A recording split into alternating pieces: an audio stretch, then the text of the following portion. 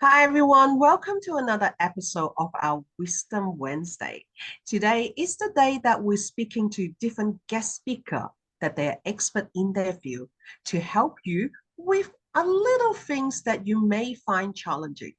Because as a woman over 40, we do have to face a lot of different things in the outside world. You come to our space to get that inspiration, that support. That's something you need to help you to lift up your spirit. And today I have an amazing guest here to talk about one thing that we should and we want to have: confidence. It is the most beautiful thing that anyone could have in their life, but we can't be in confidence in every area. Is that why? Or is that just a myth? How should we deal with our confidence issues? Today, I have Navi Bliss here to share with us her view on the four pillars of being confident. Hi, Navi. How are you today? I'm great. Thank you so much for having me. So lovely to see you again. And please tell us a little bit more about you. Yeah, so I'm a love and confidence coach. I'm an inspirational speaker and I'm an author. And it is my mission in life to help people to fall head over heels in love with themselves so that they can effortlessly attract the life and love of their dreams. Because whether you want to attract your soulmate or whether you want to attract your soulmate client, attraction is attraction. And it's all about stepping into the most magnetic version of yourself. Oh, that is just beautiful. And I do believe in it as well. Because, like, let's say, as a business owner, how does having confidence affect you? Yeah, so as a business owner, when you're not confident, this will definitely affect your sales and how you're showing up, right? Because you might have this brilliant, incredible service to offer. But if you're not confident in offering that, your customer isn't going to be confident in purchasing that from you. Because if your doubts and everything are showing up, they're going to think, okay, well, this person isn't even sure about what they're doing, what they're selling. How can I be sure about it, right? It's going to affect how you're showing up in your business. Are you making yourself visible? Are you putting yourself out there on camera, on video, or are you hiding in the background? And these things are going to have a major, major effect because people can't connect with you if you're hiding from them. Oh, I see it all the time. Like, especially that I find that when people are being judged, people are being criticized, as a business owner, it does affect us a lot. And then we feel like that, oh, maybe we're doing something wrong because some of the 90,000 people in this space that you're in, that they actually feel like that they're doing not the right thing, and that affect their confidence as a business owner. What is some of your advice that you can give to business owner that who have chosen a passion, something that they do, but haven't been able to get the support from their friends, family, or the outside world?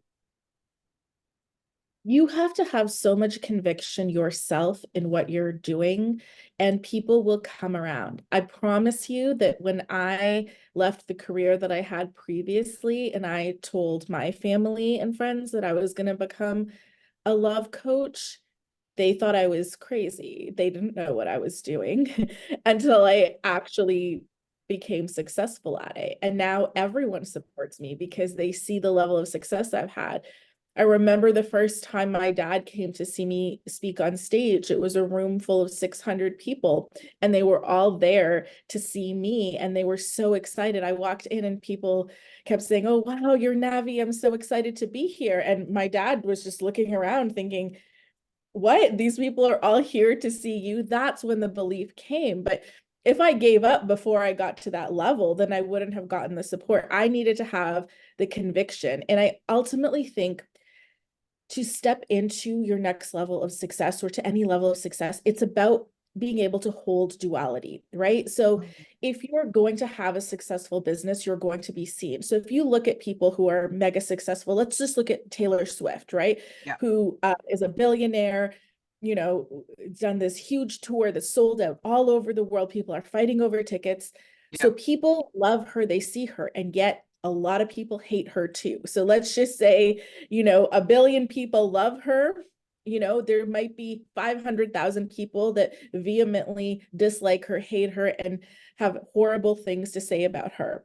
But she couldn't have that level of success that she has if she wasn't able to withstand those people hating her, because she would be hiding, and all of the people that love her wouldn't have the opportunity to be seen by her. And this goes the same in your business, whatever capacity that is, right?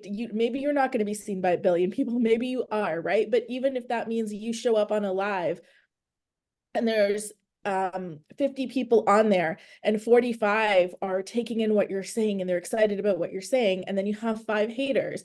If you're going to turn around and shut down and go backwards because of those 5 haters, well, then you are not ready for that success. It means being able to hold all of it. Being seen, appreciated, loved means you're just going to be seen by more people, and every single person in the world isn't going to love you, and you have to be able to accept that. Yeah, that is so true because we do have like, a lot of people who don't understand what you're doing. Just like you just said with your family that doesn't understand what you're doing. I'm very grateful in my life that everything I chose to do, my parents didn't say anything. And that's the one thing that I'm so grateful for them to just let me pursue my dream. So when I see other people being attacked on social media or in their private life, that they are like telling them this is the wrong thing, this is not the right thing to do, or you shouldn't shut me up of like, or cutting me off because I tell you my view and things like that. I think that to me is like you have a choice of cutting down all the negativity in your world. It doesn't matter. Like if you don't put a meaning to those people, they don't mean to you. Doesn't mean it doesn't trigger you. Doesn't mean that it doesn't hurt you, but you have so much more people supporting you, guiding you to find your course. Because I believe that from you and me and many other people outside, if you don't have the right support, it is very hard to find your path. And that's why someone like you and me are here today to share that message and to not let those haters put you down, because those haters, that one day you can turn around and say, look at the success I do. You're there fumbling your thumb and trying to be a what they call like keyboard warriors, but you're not even brave enough to say it to my face, not to show up as who you are, but you're actually telling people and spreading rumors about you. And that's tough. That's really tough. So what would be your advice on like how should we control and lower those insecurity and let our confidence shine? Yeah, so I have a signature program that I've created. And inside my signature program, I talk about the 4 pillars of confidence, which is the foundation that I lay out for everybody to start with, which I think is super, super powerful, especially if you're coming from a place where you're feeling very insecure and you're not feeling good. This is really about doing the inside work so you naturally start to fall in love with yourself. So my very first pillar of confidence is to live your values. Now, when I say live your values, you might think, okay, Navi, you're crazy. Of course, I'm already living my values. Why wouldn't I be living my values? But where people come into issue with this is you might have values that conflict with other values that you have. So let's just say you value financial success, right? And you've tied that to hustle. So you think that you have to hustle very, very hard to have financial success, or maybe you've tied the idea of that to you have to work a 9 to 5 or you have to have a corporate job, and now you're trying to start a business, right? And then you also value fun, freedom, and ease, right? And then that conflicts with the hustle. Or now you're trying to start a business, but you value the consistency of your 9 to 5. So how do you make peace with that, right? Your values are in conflict, and you're not going to feel confident when you have values on either side. You could also extremely, extremely value your privacy, but then you want to grow your business and your visibility, and you want to be seen, right? So you have to take an inventory of what your values are and decide, do I really value this? And is this a value that I want to hold going forward? Is this a value that is meaningful to me, or was this placed on me by somebody else in my life? Maybe they were trying to protect you or from something that happened in your past. But you have to make sure that all of your values are in alignment. So you have to get clear on what your values are Mm. and that you are living your values. So this means redefining things, right? So let's just say you were valuing hustle because that's how you thought you were going to achieve success. Maybe you redefine what success is so that you can have that fun, freedom, and ease, right? If you Mm. valued the consistency of a 9 to 5 and now you're wanting to start a business and that's in Mm. conflict, think about how you can create consistency in other areas of your life. Or maybe can you drop down to working part-time and then starting a business part-time, right? So you can have a balance in that, so you can gain confidence along the way. But because real confidence is when all parts of you are in alignment, and where people struggle is when parts of them are at battle with other parts of themselves. That's why my very first pillar is to live your values. Also, this is something that people, it might take them a little bit to really dig in and get clarity on it. Mm. But when it comes to defining their values, this doesn't bring up a lot of inner resistance. There isn't going to be a lot of fighting that happens within you, right? Because there's other things that are wonderful, like affirmations or other things. But if you're in a place where you feel like absolute garbage about yourself, starting there you're gonna have so much inner resistance that you won't be able to do it. So that's why I always like to start with Yeah. defining your values. That's beautiful. So, what are the three other pillars in your confidence courses? Yeah. So my second pillar is to live your passions, because you cannot be confident if you are living a life that you are not passionate about. Mm. So maybe you have to keep a 9 to 5 right now and you are not passionate about that at all. Yeah. Make sure the rest of your life is, right? Or if you're trying to start a business, you need to be passionate about it. You can't start a business because you want to make money, Yes. right? You have to be passionate about it, because you won't be magnetizing people into your business, because Yeah. that energy of dreariness and dread and drudgery is going to come up, right? And so the key thing is to create a life where every single day you are doing things that you are passionate about, even if you have other things that you have to do that you're not, but you've built this in. So when someone asks you about your day, it's not like, oh yeah, who's busy, and then I watched TV and then I went to bed. How confident are you going to be as a person if you're describing your life like that? How magnetic are you? How Mm. attractive are you to anybody in that scenario, right? Now imagine you have a life where every single day, okay, today I went to my crochet class and I'm so excited about that. And then I got to work with my clients, and then I got to share some of my knowledge on video with the world, and then I went to this workout class that I love. Now imagine talking about your life with somebody and sharing that, and the natural confidence that is just coming out from inside of you. Your inner light is pouring out. That's magnetic. It's attractive. It's attractive to partners. It's attractive to clients. It's attractive to people all around you. And then my next pillar of confidence is to cultivate self-trust, because you Mm. cannot love somebody that you do not trust. Mm. And that includes yourself. So where a lot of people go wrong with this is they make promises to themselves that they're not keeping. So an Mm. example of this is you tell yourself every day, I'm going to wake up at 5 o'clock tomorrow morning and I'm going to work out for 2 hours before I start work. Next Mm. morning comes, snooze, snooze, snooze, snooze, snooze, no workout. And then you feel like garbage because you made this lofty promise and then you did not keep it. And you're breaking your word to yourself. You're losing that self-trust. And typically, you're making these lofty promises to yourself because you're very unhappy with where your life is right now, and you want your life to do a 180 overnight. Change does not happen like that. Change is incremental, but change builds on change, right? Yes. There's a compound effect with change. So if you made a 1% change in your life every single day, after 30 days, you would not have a 30% improvement. You would have a far greater improvement, because the first day you would change 1%. And then the second day you would change 1%, but you would compound on the 1% you already changed, right? Mm. So you're going to have so the change is going to happen far faster than you think it will when you work on making it incremental and work on making promises to yourself. In your business, this could look like, okay, I'm going to record 10 reels every single day that I'm going to post.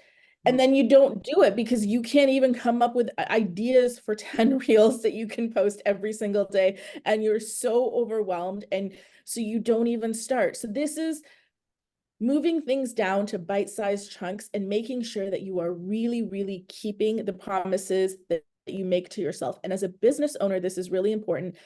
And as a person, this is really important because what happens is when people don't have self-trust, they end up being very, very prickly in their boundaries because they don't trust themselves to be able to say no and to stick to that no. Mm. So they need people not to ask them things. And as a business owner, this can really look like your clients are pushing the boundaries, right? So they're wanting to push their call times with you that they're having. They're not showing up to their calls. They're not making their payments on time. Yeah. And instead of being able to say no to them or have a conversation with them, you're becoming bitter and resentful towards them because Mm. you don't have the self-trust within yourself to be able to hold those boundaries. And Mm. that's so, so important in order to have success. And this is where cultivating that self-trust allows you to have Mm. confidence and to show up and have the conversations you need to have with Mm. confidence, and therefore be able to get the respect that you need from other people so you can just say no. You don't need people to show up in a certain way. You don't have to get mad if someone asks you something, because if it Yeah. doesn't work for you, you can just say no. Yeah.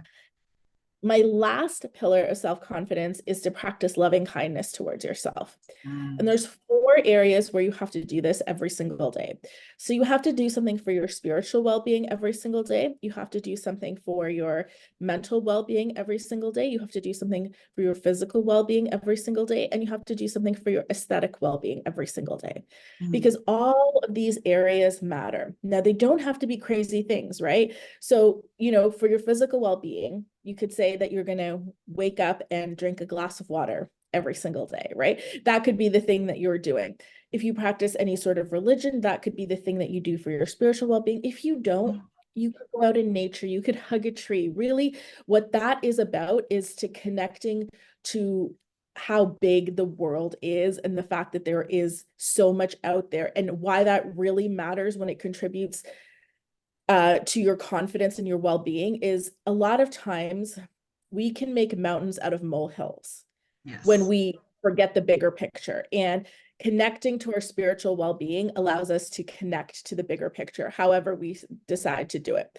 For your mental well-being, you could journal for a few minutes every day. You could do a 1-minute meditation. You could go for a walk.